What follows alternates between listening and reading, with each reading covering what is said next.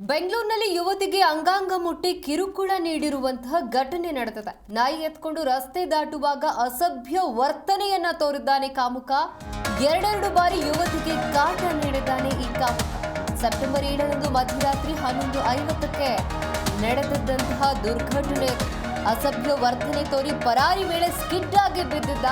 ರಸ್ತೆಯಲ್ಲಿ ಅಸಭ್ಯ ವರ್ತನೆ ತೋರಿದಂತಹ ಮಂಜುನಾಥ್ನನ್ನ ಅರೆಸ್ಟ್ ಮಾಡಲಾಗಿದೆ. ಅಮೃತಹಳ್ಳಿ ಪೊಲೀಸರಿಂದ ಕಾಮುಕ ಮಂಜುನಾಥ್ನನ್ನ ಸೆರೆ ಹಿಡಿಯಲಾಗಿದೆ. ನೋಡಿ, ಬೆಂಗಳೂರಿನಲ್ಲಿ ಯುವತಿಗೆ ಅಂಗಾಂಗವನ್ನ ಮುಟ್ಟಿ ಈತ ಕಿರುಕುಳವನ್ನ ಕೊಟ್ಟಿರುವಂಥದ್ದು. ಅದು ಕೂಡ ಎರಡೆರಡು ಬಾರಿ ಯುವತಿಗೆ ಕಾಟ ನೀಡಿದ ಈ ಕಾಮುಕ ನಾಯಿ ಎತ್ಕೊಂಡು ರಸ್ತೆ ದಾಟ್ತಾ ಇದ್ದಾಗ ಆ ಯುವತಿಯ ಬಳಿ ಅಸಭ್ಯವಾಗಿ ವರ್ತಿಸಿದ್ದಾನೆ. ಸೆಪ್ಟೆಂಬರ್ 7ರಂದು ಮಧ್ಯರಾತ್ರಿ 11:50ಕ್ಕೆ ನಡೆದಿರುವಂತಹ ಘಟನೆ ಇದು, ದುರ್ಘಟನೆ ಇದು. ನೀವು ಕೂಡ ಆತನನ್ನ ದೃಶ್ಯಾವಳಿಗಳಲ್ಲಿ ಗಮನಿಸ್ತಾ ಇದ್ದೀರಾ. ಈತನೇ ಆ ಕಾಮುಕ. ನಾಯಿ ಎತ್ಕೊಂಡು ಆ ಯುವತಿ ರಸ್ತೆ ದಾಟುವಾಗ ಅಸಭ್ಯವಾಗಿ ವರ್ತನೆಯನ್ನ ಮಾಡಿದ್ದಾನೆ. ಎರಡೆರಡು ಬಾರಿ ಯುವತಿಗೆ ಕಾಟ ನೀಡಿದ ಈ ಕಾಮುಕ. ಇನ್ನು ಅಸಭ್ಯ ವರ್ತನೆಯನ್ನ ತೋರಿ ಪರಾರಿಯಾಗುವ ವೇಳೆ ಸ್ಕಿಡ್ ಆಗಿ ಬಿದ್ದಿದ್ದು.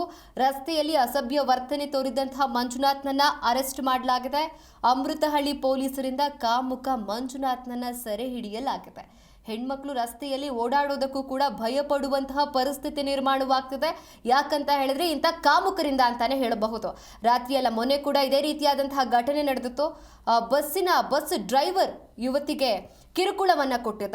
ಈಗ ನೋಡಿದ್ರೆ ರಾತ್ರಿ ರಸ್ತೆಯಲ್ಲಿ ಓಡಾಡುವಾಗ ಯುವತಿಗೆ ಈ ಕಾಮುಕ ಅಸಭ್ಯ ವರ್ತನೆಯನ್ನ ತೋರಿರುವಂಥದ್ದು. ಆಕೆಯ ಬಳಿ ಎರಡೆರಡು ಬಾರಿ ಯುವತಿಗೆ ಕಾಟ ನೀಡಿದ ಈ ಕಾಮುಕ. ಸೆಪ್ಟೆಂಬರ್ 7ರಂದು ಮಧ್ಯರಾತ್ರಿ 11:50ಕ್ಕೆ ನಡೆದಿದ್ದಂತಹ ದುರ್ಘಟನೆ ಇದು. ಇನ್ನು ಅಸಭ್ಯ ವರ್ತನೆ ತೋರಿ ಈತ ಪರಾರಿಯಾಗುವ ವೇಳೆ ಸ್ಕಿಡ್ ಆಗಿ ಬಿದ್ದಿದ್ದಂತೆ.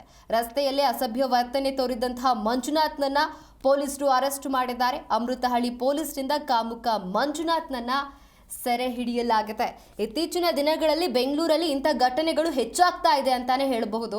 ಇದನ್ನೆಲ್ಲ ನೋಡ್ತಾ ಇದ್ರೆ ಹೆಣ್ಣು ಮಕ್ಕಳು ರಸ್ತೆಯಲ್ಲಿ ಓಡಾಡೋದಕ್ಕೂ ಕೂಡ ಭಯ ಪಡಬೇಕು ಅಂತಾನೆ ಹೇಳಬಹುದು. ನೋಡಿ, ನಾಯಿ ಎತ್ಕೊಂಡು ರಸ್ತೆ ದಾಟ್ತಾ ಇರ್ತಾಳೆ ಯುವತಿ. ಆ ಸಮಯದಲ್ಲಿ ಈತ ಅಸಭ್ಯವಾಗಿ ವರ್ತಿಸಿದ್ದಾನೆ. ಸೆಪ್ಟೆಂಬರ್ 7 ಮಧ್ಯರಾತ್ರಿ 11:50ಕ್ಕೆ ನಡೆದಿರುವಂತಹ ದುರ್ಘಟನೆ ಇದು. ಇನ್ನು ರಸ್ತೆಯಲ್ಲಿ ಅಸಭ್ಯ ವರ್ತನೆ ತೋರಿದಂತಹ ಮಂಜುನಾಥ್ನನ್ನ ಪೊಲೀಸರು ಅರೆಸ್ಟ್ ಮಾಡಿದ್ದಾರೆ. ನೀವು ಕೂಡ ಆತನನ್ನ ದೃಶ್ಯಾವಳಿಗಳಲ್ಲಿ ಗಮನಿಸ್ತಾ ಇದ್ದೀರಾ.